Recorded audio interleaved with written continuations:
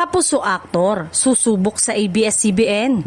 Patuloy ang palitan ng mga artista sa pagitan ng dalawang higanteng network sa bansa.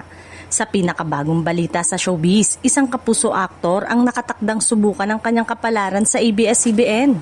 Bagamat hindi pa inilalantad ang buong detalye ng kanyang nalalapit na proyekto, under negotiation na daw ang kontrata sa Star Magic para sa bagong teleserye na nakatakdang ilunsad sa susunod na taon. Ayon sa mga malapit sa aktor, matagal na niyang pangarap na makatrabaho ang ilan sa mga bigating Kapamilya stars at mapasama sa mga dekalidad na palabas ng Kapamilya Network.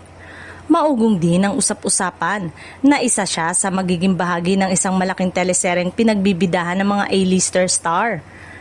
Bagay na tiyak na magpapalawak ng kanyang acting portfolio.